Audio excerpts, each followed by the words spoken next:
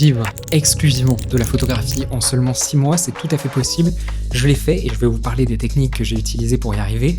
Mais avant de commencer, qu'on soit très clair sur le type de vidéo que c'est. C'est pas une vidéo du style comment je suis devenu millionnaire avec seulement un appareil photo à 150 € en 3 semaines. Non, je vous rassure, c'est que des conseils réalistes que j'ai vraiment mis en pratique et qui ont fait leur preuve sur le terrain et que j'ai envie de vous partager aujourd'hui. Mais avant de commencer, un peu de contexte sur pourquoi j'ai dû me lancer en seulement 6 mois. En 2020, j'ai rencontré la femme de ma vie, j'ai su que je voulais l'épouser, sauf qu'on était tous les deux encore étudiants et elle avait de longues études devant elle. Donc moi, il me restait que 2 ans à terminer, j'étais alternant, je gagnais pas assez bien ma vie pour ça, je savais que je voulais faire de l'entrepreneuriat et la solution est devenue évidente quand j'ai regardé ma passion folle pour la photo et que je me suis dit, il y a peut-être un truc à faire avec ça. Initialement, je pensais pas que je pouvais en vivre et j'ai découvert que certaines personnes en vivaient décemment, donc ça m'a un peu surpris et c'est là que je me suis intéressé à comment m'y prendre moi aussi pour pouvoir faire ça à côté de mes études. J'étais encore en plein master, donc j'avais pas beaucoup de temps à y dédier et c'est pour ça que j'ai mis 6 mois à me lancer dans la photo et à en vivre derrière. J'avais évidemment des frais d'étudiant, donc c'est moins élevé que certaines personnes qui ont déjà une famille et des enfants et tout ça, mais ça reste réaliste en sachant que j'avais seulement quelques heures par semaine à y dédier, je pouvais pas faire un temps plein dessus. Alors le premier conseil, qui peut sembler être le plus contre-intuitif de tous, mais c'est cibler des clients spécifiques. Je sais que quand on commence, on a envie de dire qu'on est photographe et vidéaste sur toute la France, disponible à toutes les dates, et qu'on peut faire n'importe quel type de projet. Comme ça, on est certain de ne pas se fermer de porte. Et c'est vrai que c'est une logique qui est tentante, parce qu'on imagine que c'est celle qu'il faut adopter. Sauf que si vous tentez de faire ça, vous passez à côté des clients les plus intéressants. Mettez-vous à la place d'un chef d'entreprise qui fait des cosmétiques, et qui a envie de mettre à jour son catalogue de produits avec de belles photos de ses produits. Qui est-ce qu'il va contacter? Est-ce que c'est Mireille qui fait de la photo équestre et qui de temps en temps fait aussi des packshots de produits, ou est-ce que c'est un studio spécialisé dedans, qui a des photographes avec du très bon matériel, qui savent faire ça, qui tiennent leur délai, qui maîtrisent parfaitement, qui ont un énorme portfolio? Évidemment, il est prêt à mettre les quelques centaines d'euros de plus pour avoir un résultat qui est vraiment professionnel et qui tient la route. Et c'est ça qu'il faut comprendre. Quand on essaie de cibler dès le début, on gagne un temps considérable sur tous les autres concurrents qui vont tenter et se perdre dans plein de domaines différents. Et une cible, c'est pas un truc semi-généraliste, c'est un truc ciblé précisément. Par exemple, un photographe d'événementiel, c'est généraliste. Un photographe de mariage, c'est généraliste. Un photographe de mariage d'une certaine confession qui fait des photos uniquement dans une région particulière avec un style de photo particulier, là c'est ciblé. Et c'est pas trop ciblé parce qu'il y a plein de clients qui vont chercher ça spécifiquement. La seule difficulté après, ça va être de faire en sorte qu'ils se retrouvent. Mais je vous promets que le client qui cherche un photographe de ce style-là, s'il rencontre une fois dans sa vie le photographe qui correspond à ça, c'est le photographe de son mariage, il est prêt à mettre le prix qu'il faut pour l'avoir. Et ça, c'est le type de client que vous voulez avoir en tant que prestataire, toute discipline confondue. Le deuxième conseil est incroyablement bateau, mais vous n'imaginez pas le nombre de photographes débutants à qui je pose la question et qui sont incapables de me répondre. Combien avez-vous besoin de gagner par mois pour pouvoir vivre décemment? C'est donc ouvrir votre train de vie classique, votre matériel, vos logiciels avec tous les abonnements et tout ça, l'entretien de ce dit matériel, les assurances, les taxes, et tout ce qui va être déplacement, le petit coussin de sécurité au cas où vous fouliez la cheville et vous êtes obligé d'annuler 1 ou 2 prestations. Qu'est-ce qui se passe à ce moment-là? Ça vous donne un chiffre total et c'est ça qui va être hyper intéressant pour la suite. Le conseil numéro 3, c'est prévoir le nombre de prestations typiques de cette niche que vous avez à réaliser. Vous savez ce que vous voulez faire. Vous voulez être photographe animalier pour tel type de client. Maintenant que vous savez combien vous avez besoin de gagner par mois et combien un client typique va payer pour ce genre de prestations, vous savez combien vous devez en réaliser dans l'année. Ça vous permet de l'étaler au mois et de savoir quelle stratégie adopter. Il y a des domaines dans lesquels vous êtes obligé de faire beaucoup de masse. Si vous faites des photos d'identité par exemple, ça va défiler dans votre studio, c'est certain. Vous avez intérêt à ce que ça défile. Par contre, si vous faites des photos à 5 ou 6 prestataires sur des gros événements à 10 000 personnes qui durent 5 jours, vos clients vont payer très cher, avec un cahier des charges hyper précis, ça va être stressant, ça va être beaucoup de boulot, mais ça va être pour seulement quelques clients à l'année, parce que en dehors de ça, vous n'avez pas besoin de plus. Et donc c'est une des nombreuses raisons pour lesquelles la plupart du temps, c'est plus intéressant de monter en gamme pour des clients qui sont plus exigeants mais plus gros, que de rester sur des petits clients, mais après ça dépend des disciplines. Et ça permet aussi d'être réaliste. Si jamais vous mettez 6 mois à post-proder une prestation, vous avez intérêt à la facturer 30 000 €, parce que sinon, vous ne rentrez pas dans vos frais.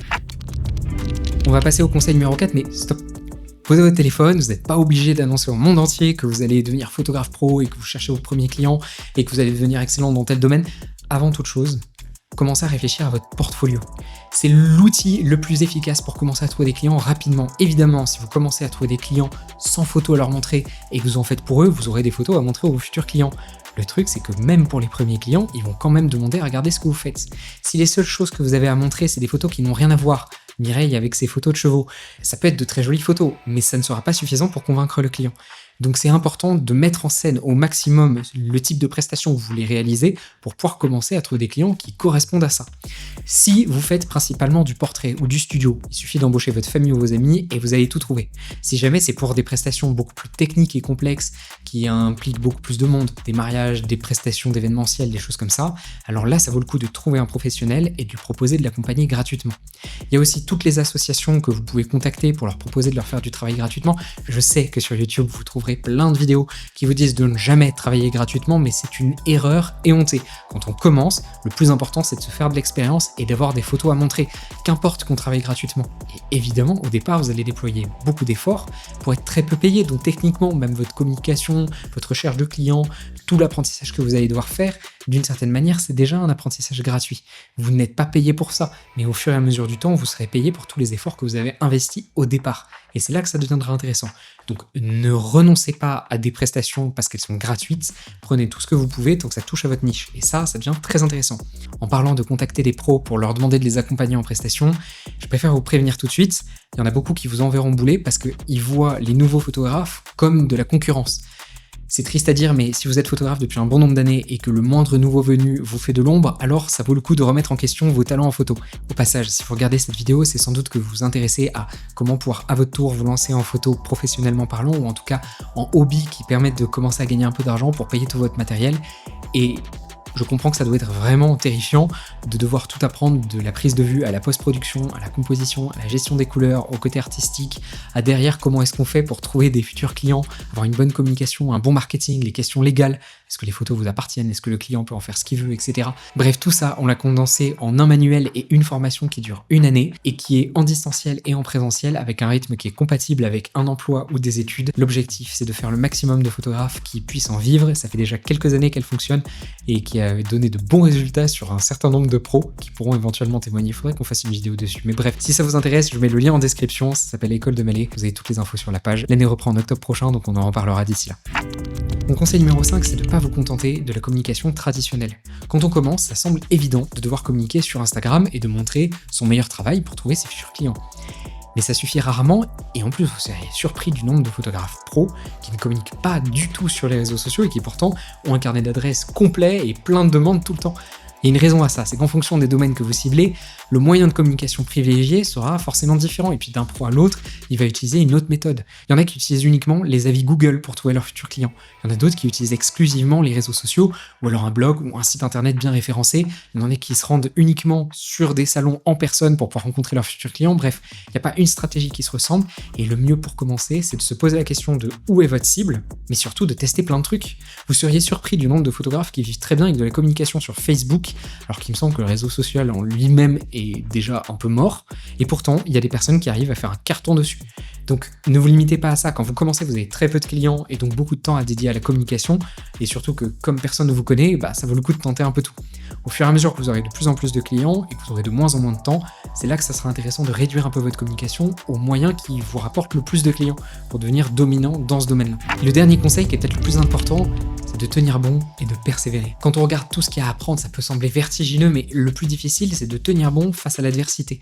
Vous allez avoir des déceptions, des clients qui vous promettent des 100 et des 1000 et qui sont incapables de suivre derrière, des demandes pour des gros contrats où au final ils vont prendre un autre prestataire, des moments où vous allez passer beaucoup de temps, où vous allez créer une nouvelle campagne de com', puis au final, ça marche pas du tout et ça ne vous ramène personne.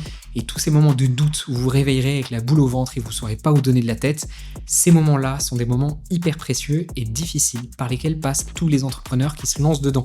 Il n'y a aucun photographe que je connaisse qui s'est lancé et du jour au lendemain, il avait son carnet d'adresses plein et il s'est même pas posé la question. Pour certains, ça arrivera plus vite que d'autres.